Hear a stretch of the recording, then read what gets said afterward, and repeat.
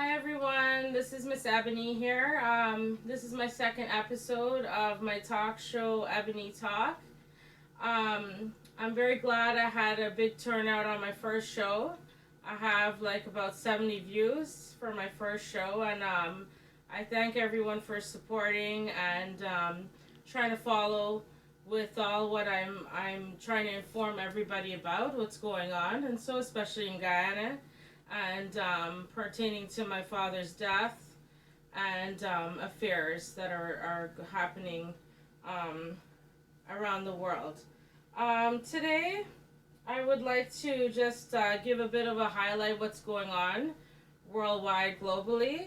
Okay, so when it comes to COVID, we now know that a lot of countries internationally have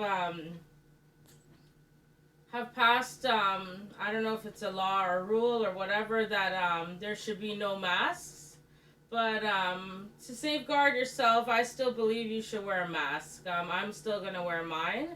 I know that COVID is still very rapidly rampant in many countries. So I just to ensure your safety and your health, I believe we should still wear masks until we know this thing is totally phased out. When it comes to international travel, they said as of April 1st, there's going to be a restriction removed on COVID testing. So this means now you no longer have to take a COVID test to travel, which was very much an exorbitant fee that everyone had to pay just to travel to go somewhere. Some of us, we travel for business, we travel for death, we travel for many personal reasons. So when someone takes a trip, it's not always for pleasure and leisure.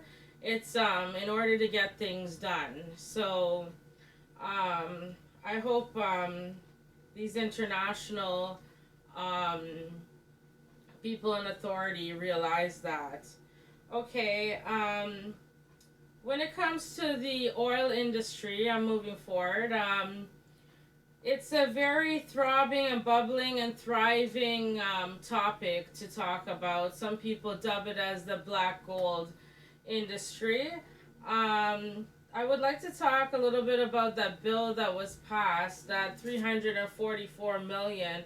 I had to do recently a research project with my university in the UK, and I was very surprised when I was looking at this whole deal and how things went, what took place. But I also I'm not pleased with this deal that was passed as well. It says here, according to the IEEFA, Institute for Energy Economics and Financial Analysis, on July 29, 2021, a report was made. The report that was made from the IEEFA shows that Guyana received 344 million in the first 60 months of production. That is something we have not really seen any kind of real benefits from us Guyanese. I don't see how that has improved our standards of living if we have a big stake in the oil industry, and so I don't see how much developments have occurred in our particular industrial developments towards Guyana in the various industries. It's supposed to be something beneficial that's going to bring in a lot of income towards the economy, that the economy can also expand in various industries, not just oil, gas, natural resources, and mining, and so it should be like towards tourism, it should be towards health, it should be towards education, art, all these different things, sea defenses, and so roads. More things should be made if you're going to have such a large amount you were receiving. So I don't know whatever happened to that deal, and the people who signed it, we're not seeing any results from that. So I just want to continue here the paragraph. Exxon received approval from Payara, Yellowtail, Longtail, Waru, Redtail, Mako, Tripletail, and Whiptail. All of these are costs being charged against Liza Phase 1 oil produced, which reduces Guyana Shore's shares of profits. The IEFA estimates Guyana should receive up to $6 billion annually by 2028, sooner, because of all these extra costs, which ExxonMobil nor the government is not disclosing. Guyana will be shortchanged until 2030, if not longer. So we're learning more here about the deal. The deal wasn't what we all probably thought, something effective. And even through the grapevine, I heard that Guyana's only getting 5% of the deal, and it shouldn't be like, it's our resources at the end of the day. So the Guyana government also agreed to pay for many upfront costs, but not disclosing what those costs were. And I would like to also mention a quote by the director of this financial analysis that was made. He's a director and author of this article, and his name is Tom Sanzillo, from the IEEFA. He says, our findings are worrisome. The oil and gas industry is facing a stiff competition and lower growth expectations. Selling more oil, an overcrowded market, is risky business for Guyana. The country may never see the promised annual revenues in billions of dollars. So my late father, as he said before he died, this oil industry, like, I don't know why people are getting so fascinated about it. Oh, we found oil, oh my gosh. Yeah, I don't really see the fascination behind it. As my late father said, there's a lot of people already involved in this market, and as you can hear, it was not a profitable deal that was made. So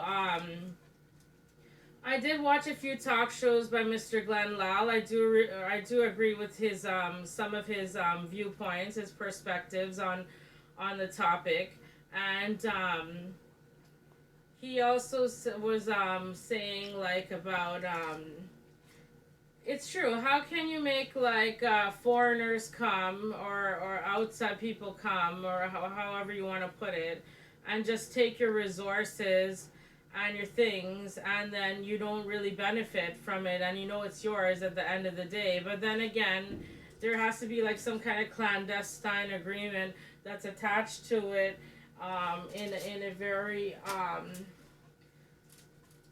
secretive kind of way. Like what I'm saying, you have to have, like, your own people that have, like, in your country, you have to have these resources, you have to have these materials, you have to have machinery, you have to have people who are educated to want to invest and want to be a part of this oil market industry, and also, like, be employed under their own government, under their own resources and machinery, and they're well educated, and they could do their own drilling, and they have all these equipment and things, right? If you had all those things, it would have been more beneficial. If you don't have these things, well, then that's why you have to borrow from other governments, and you have to join with other people in order to get things done, right?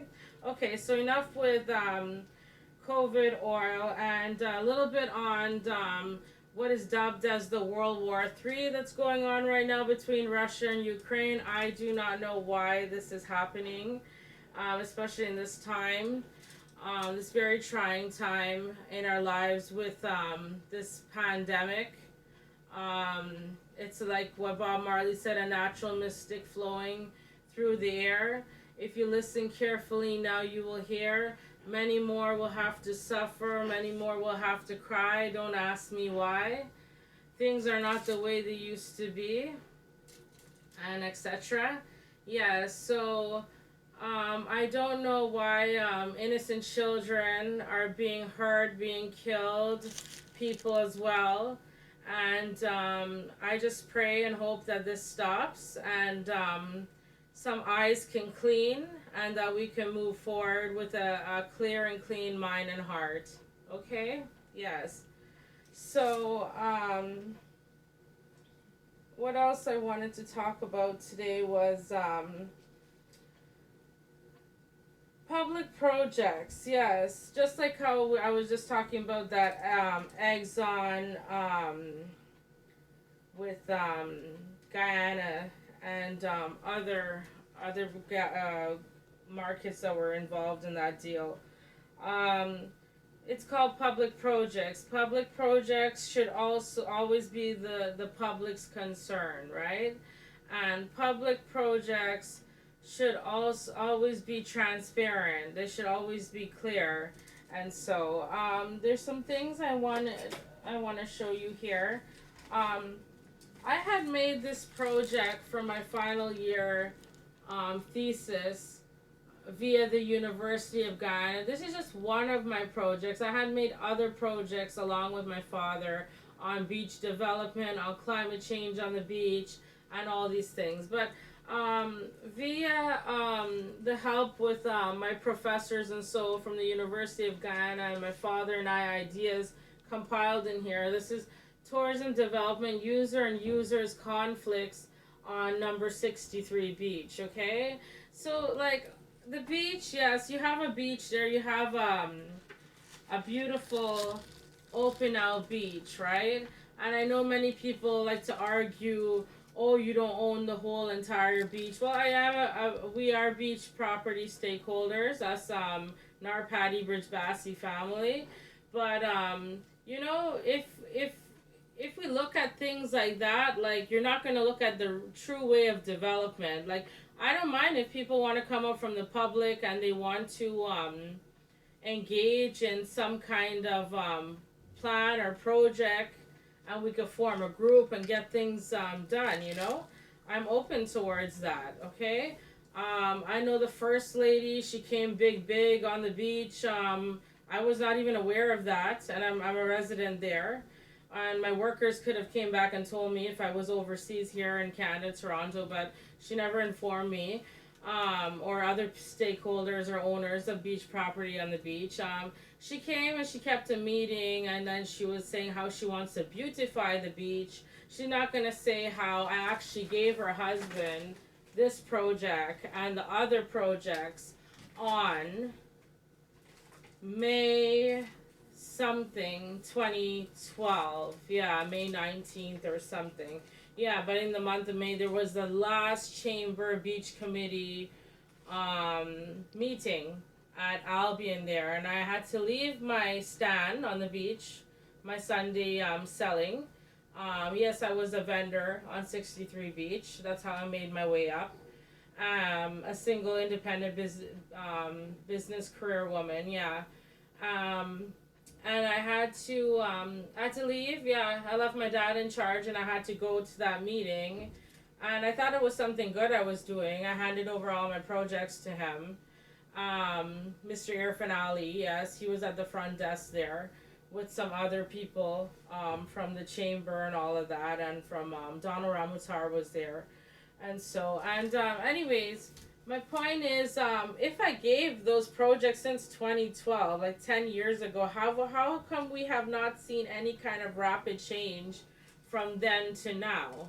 You know, what I want to discuss here in the one of these projects that I submitted, it's called High Tides on 63 Beach. Okay.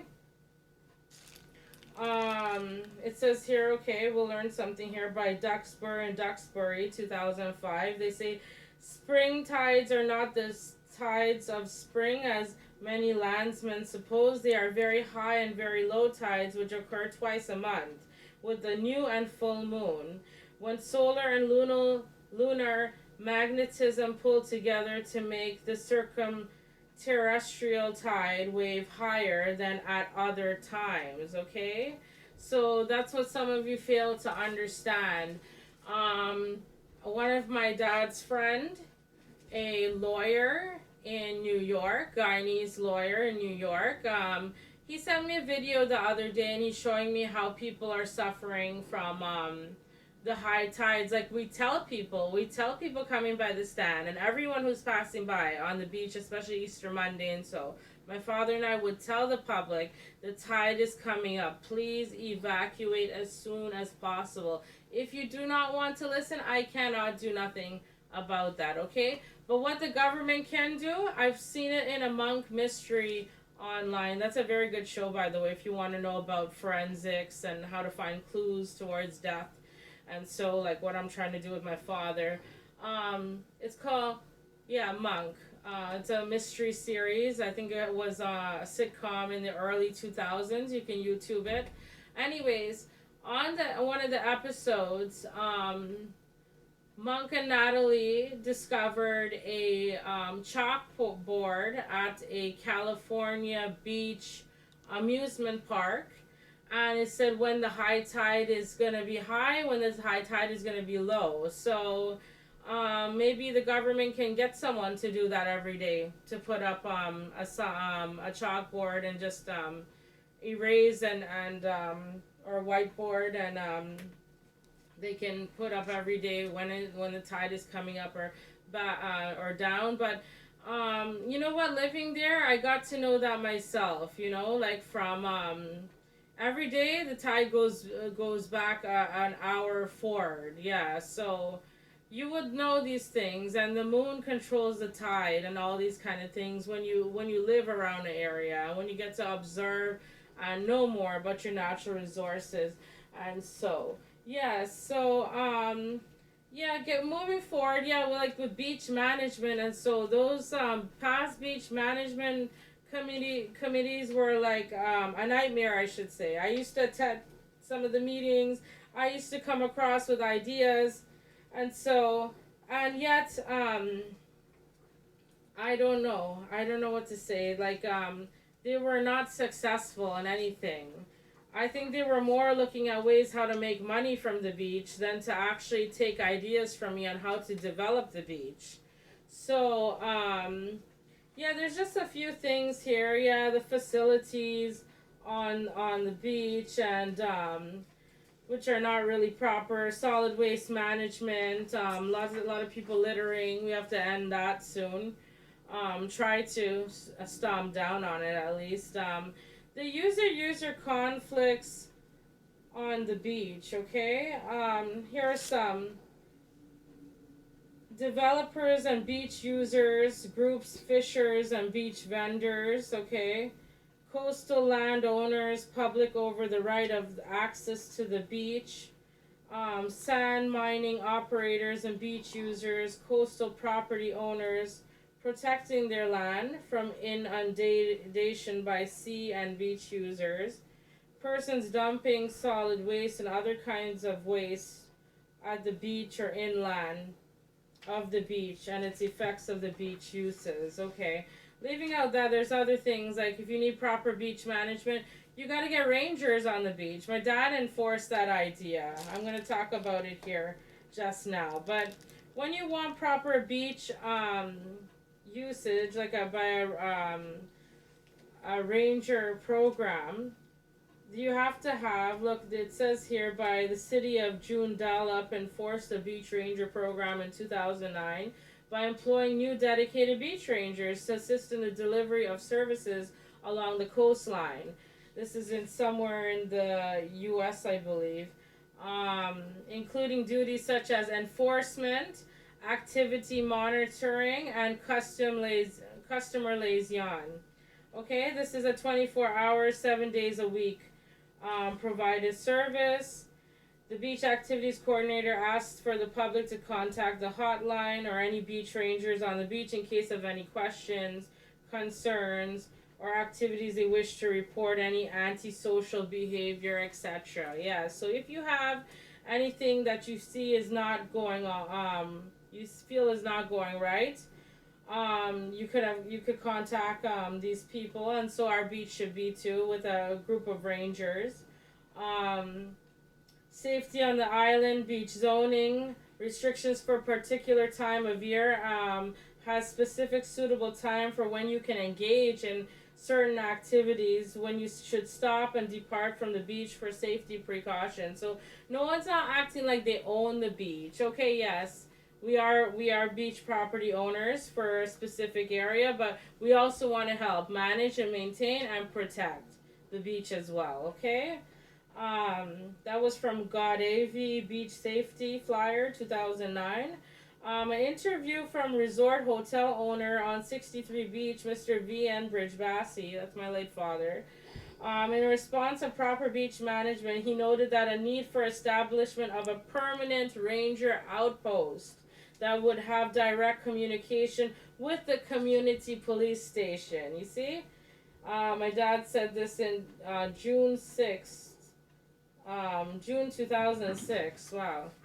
Okay, so I'm just showing you here. Yeah, like beach rangers are supposed to like help with the traffic, zone the area for parking, see that no accidents, less accidents occur, and so be vigilant, be like a police security on the beach.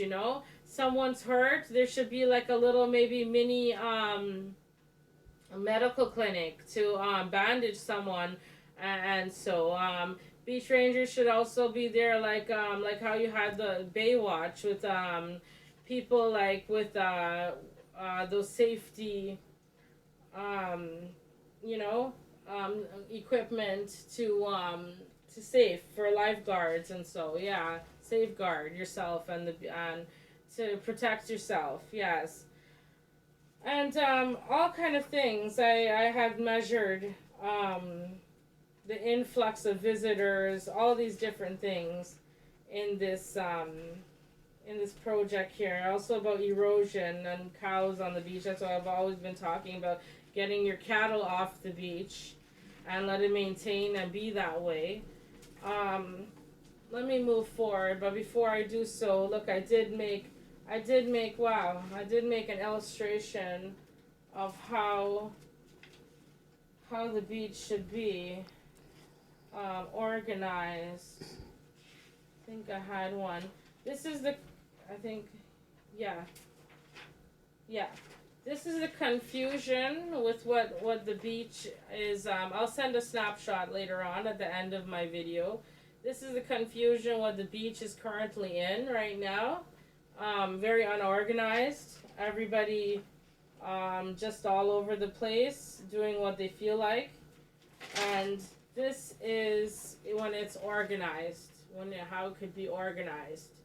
So choosing me to manage the beach, you could see I might be the best person, but I don't know about my time towards it and dedication towards it. If I could have a group of people to get this done, it would be good. Yes, look, lifeguarding, beach volleyball area, beach rangers, picnic area, ranger outposts, all these different things, Yeah, and there's more. Anyways, I just want to just get to the tip of the iceberg with my my assignment, one of my major thesis I've done in my life. Going back to the public's concerns and public projects. So yes, I'm not aware what the First Lady is trying to do on the beach, but I hope she can cooperate with her fellow females and other people, other beach, as I said, beach landholders and stakeholders, landowners and stakeholders, shareholders and stakeholders, if she can, let all of us participate and cooperate to build a better future. And we can all pool our ideas. The beach will be more safe. We can get things organized. You could see I've tried my best since 2012. And so I was a younger woman going to UG at that time. So all these things. And oh yes, one thing I must before I move forward, um, that thing with that USA project, yeah. I can't believe this. It was at that time the tourism minister and was the person who was the head of UCCI and all these things. They just like took my ideas from about the beach and then went and got funding for it. And then they didn't even do what I said in the project or what I say at meetings or whatsoever. I don't know where the money went. Could have went in pockets. Could have went somewhere. I don't know. But I'm not happy with that USA grant that was offered, that $10,000.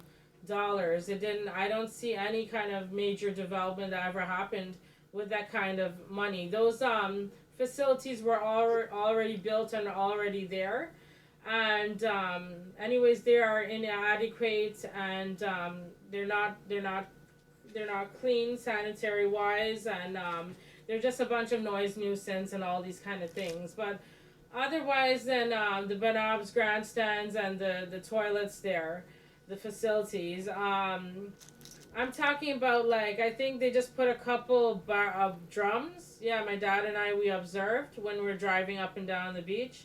Just a couple drums, a couple stick signs. They could have just like borrowed a piece of wood and paint from somebody and made those. And they're not even there anyways now. And those drums are all rotten now and deteriorated. And yeah, so there was I don't see how that 10,000 US was ever used and ever made to develop the beach. If they had imposed a ranger group, a ranger outpost, and all of that, I would have said something. But they did not even try. They did not even try in zoning or proper beach management or anything. So, anyways, as I'm just getting to the bottom of it, the public projects are the public's concern, and they should know how the money was spent. They should see results. Okay? Yes. We're not just trying to find how money was made or spent or whatsoever, but we're just looking at, we want to see results. We want to see like a change. We want to see, something happening positively, like as I said, beach zoning, beach organizing, beach rangers, right? To help the beach, yes. Anyways, let me continue.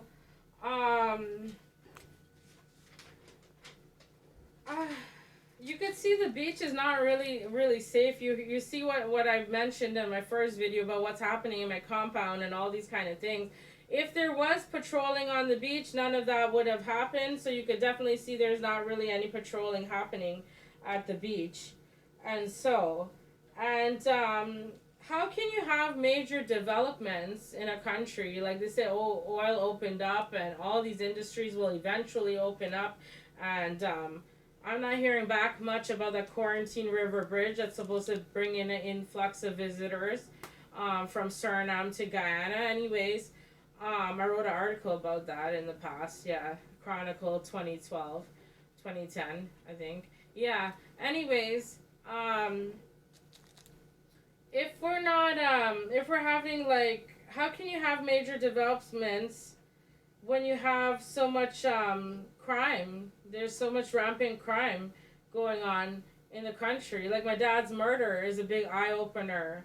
And I really don't want to stain the beach with that, but I'm just saying it's just a very unfortunate mishap. And we all know that was a setup, and that was something that was planned for my father that night at the beach, right? The people who did it, they did it that so that no one wouldn't want to, like they did it in many negative ways. To stain the beach, they did that. To stain our Sunsplash Resort, they did that. And yes, they just didn't want no one to ever go back to our place or our compound or just make our place like a scary place or something, our resort beach home, Sunsplash on 63 Beach. So I'm going to try to straighten that out, and I want to try to see future development. And so too, people have to understand I could not just run and jump into something.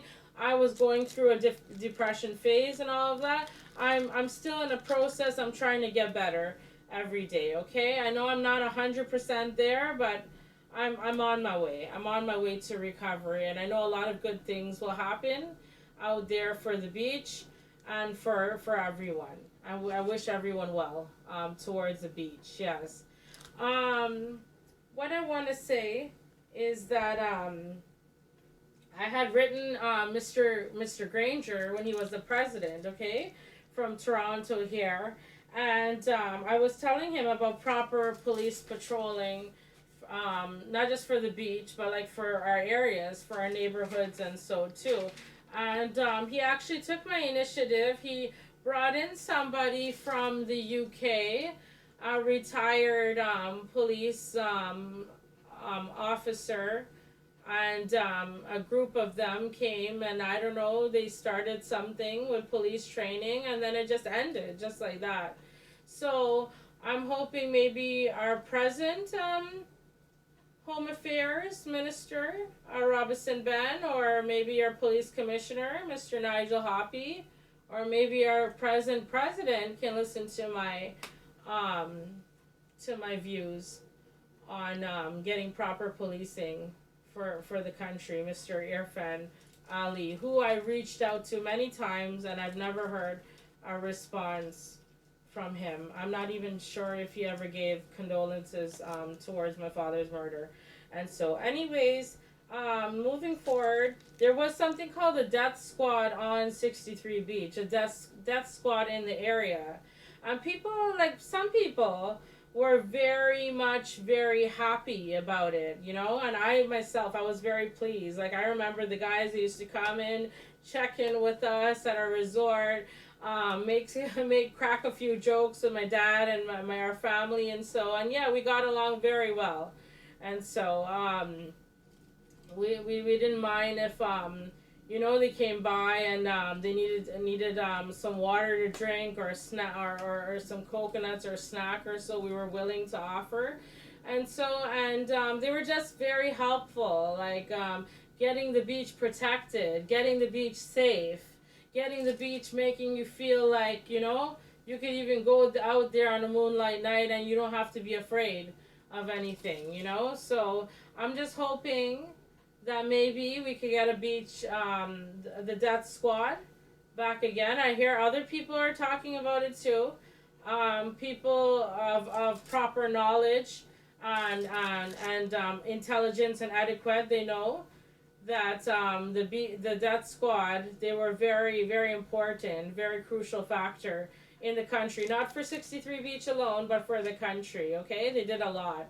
So I just want to applaud them, and I just want to know if they could ever come back. That's a death squad I am talking about. This is very much needed for them to be a stakeholder to protect and preserve 63 Beach. Okay? I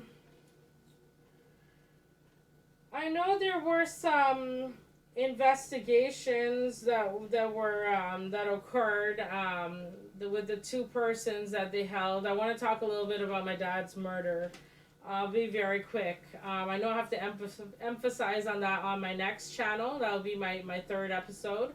But there were some investigations that took place. I'm not happy about those investigations that happened towards my father's death. I don't believe they were professional, or they were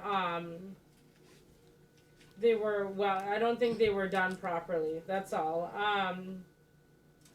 With this Black and Rocky that were convicted and are presently in prison, and so we're waiting for a trial date. By the way, I know I was supposed to tell the public about the trial date, and so we're still waiting for a trial date. And so, but what I want to say, certain things they said, and certain things I've investigated, and certain things I followed up with, are not adding up. So I just want the public to know that.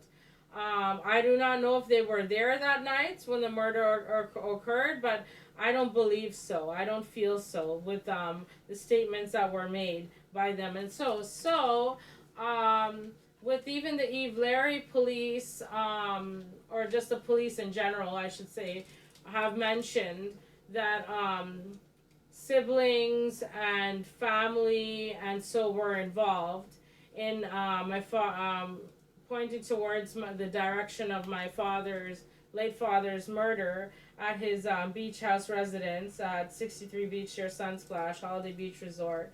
The late Vivekanand Narpati. Um, yes, I chose that. Believe reinvestigation should have been occurring. So last time when I was out in Guyana last year around this time, I got the police to cooperate with me at some level. They did question. I'm aware.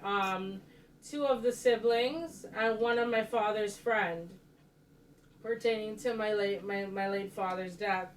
I don't know what was the outcome of the questioning, but I'm hearing. I went and met with Mr. Nigel Hoppy at his office, and I was telling him about these continuous break-ins and so that are happening with past caretakers and my dad's brother, who was very much instrumental in his death.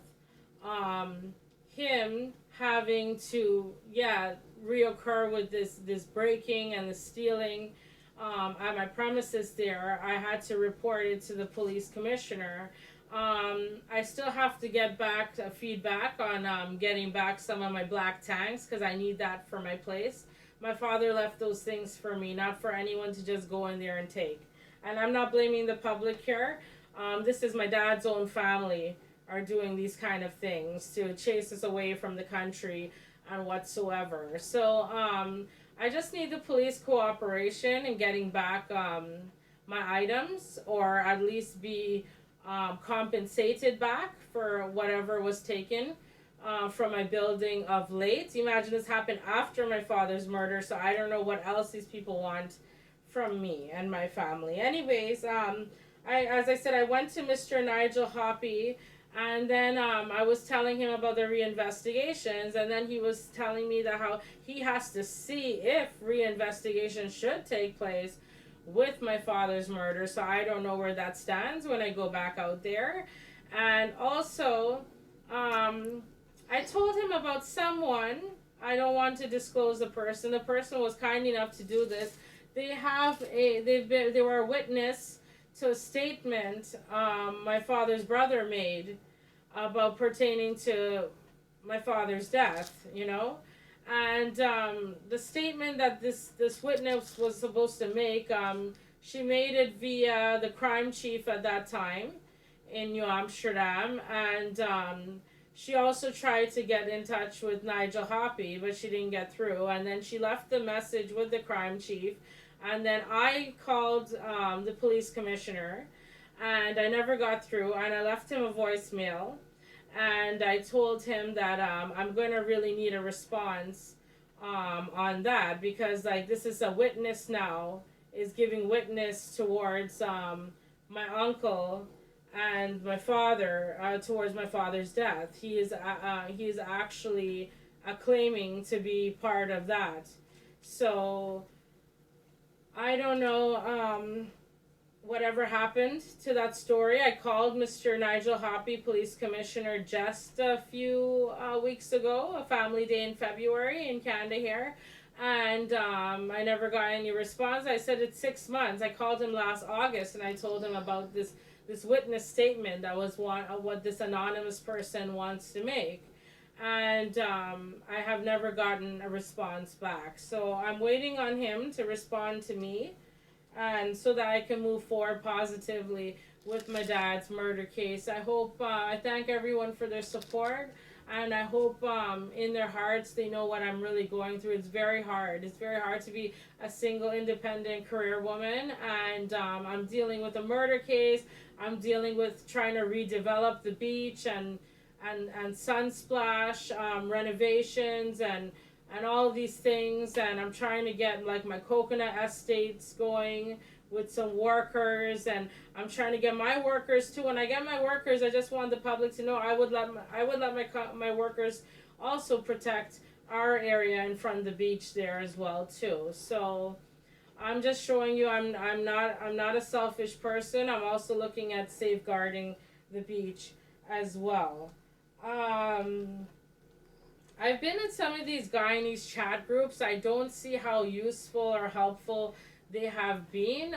There are some very distinguished, important individuals, I should say, that are the head admins of these chat groups, but they never reached out to me. They allow me to post what I wish. I do appreciate that, but they never reached out to me on, okay, Ebony, what do you need? Do you need a petition? Do you need us to stomp out on towards your dad, finding real justice and getting real justice towards your dad's death, or maybe a petition towards protecting the beach? If the beach is protected, there'll be less murders on the beach. You wouldn't have all those murders that occurred in the past. And I really don't want 63 Beach to be known for that. It should be known for its beauty. It should be known for its pride, for its scenic tranquility. It should be known for so many amazing things, you know?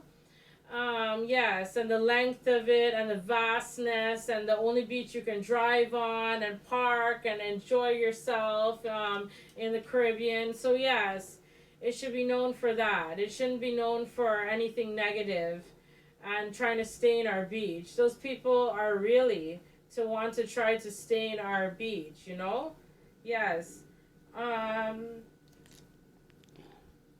So yeah, I'm hoping those people in those chat groups can make themselves more useful, you know, with their time, and so, and I don't know if I should mention this, but there was one more thing I wanted to mention. Well, yeah, they are part of my pertaining towards my father's death. The squatters. There's a group of squatters on my land. All of that I have to deal with. Imagine that. There was a case on December 17th my dad had, and my father won the case with these squatting people on our 62 land. It's like behind the resort, but towards the roadside. I'm just letting the public know so they can get a visual imagery what I'm talking about. Okay. So now these people, let's say they live right back of us then, okay? But on a roadside kind of property. My father went to court with them and he won. It's his land at the end of the day. We have proper papers, by the way, for everything, even where the resort is, everything. We have health ministry pass. We got permission from the president, the late Dr. Chetty Jagan. We got sanitary pass. We got sea defense pass. We got every pass you can believe in. So don't ever question or think that, oh, why is that building there, or how come the building is built there, or that building shouldn't be there. It is there. It's on private property. Anyways, these people now, they're like very warish, barbaric people. They've been on our land for years. Even if they've been there for years, it's our land at the end of the day, because we have transport and all proper documentation. Yes. So plan and transport. Yeah. Anyways, my dad won, and then when he came home, this was just a couple days before his death, you know, December 17, 2019, they burst a whole set of bottles and just throw it on the street where my dad has to pass. They know he has to pass. Yes, ending off here, the 62 squatters shouldn't be my issue. My father took them to court several times over the land issue, and he won it each time. So we have all right to bulldoze when we wish to do so. We would like the government to allocate house lots for these people. They are seen as a threat within the area, pertaining to being highly suspected towards my father's death, and within the area too. They are not cooperative or friendly people towards tourists or workers or people traversing on that street towards my building, the street beside my building, that I'm hoping to get done through the local government and their big budget they got recently.